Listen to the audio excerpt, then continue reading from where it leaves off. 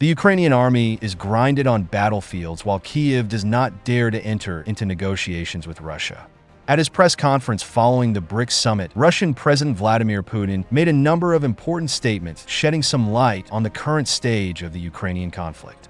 Moscow recently received new peace proposals from Kyiv through Turkey. Russians agreed to discuss them, but the very next day, the head of the Kyiv regime refused any negotiations. There is less and less chance of a peaceful settlement of the Ukrainian conflict soon, because Ukraine has refused peace talks many times. Putin recalled the failed negotiations in 2022 in Istanbul that were disrupted by Kyiv's Western patrons.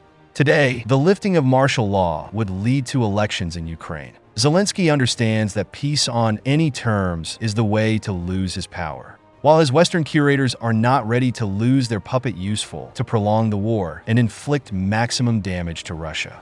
In its turn, Moscow does not change its position and is ready to consider any options for peace agreements based on the situation on the front lines. The reality is deplorable for the Ukrainian army. With their attack in the Russian Kursk region, Kyiv tried to prove the United States that its investments in Ukraine were not in vain. As a result, no strategic goals of the incursion were achieved, and the Ukrainian military has already lost more than 26,000 troops on the Russian land, which is almost twice more than during the bloody counteroffensive last year. Russian president revealed that Russian forces are currently destroying the group of about 2,000 Ukrainian troops taken in Cauldron in the region. The exact areas of control remain unclear in this direction. Because of Russian breakthrough, Ukrainian forces were surrounded in different areas. One of large Ukrainian groups was encircled south of Lyubomovka. Large reinforcements, including the assault groups on the Precious Abrams tank from the US, were urgently sent to the area in an attempt to lift the blockade. So far, to no avail.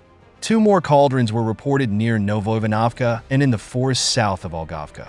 In the latter, hundreds of soldiers from the 82nd, 225th, and 22nd Ukrainian brigades were caught by surprise by rapid Russian advance. Most of them are former prisoners thrown on the front. That's why Ukrainian military commanders are in no hurry to release them from encirclement.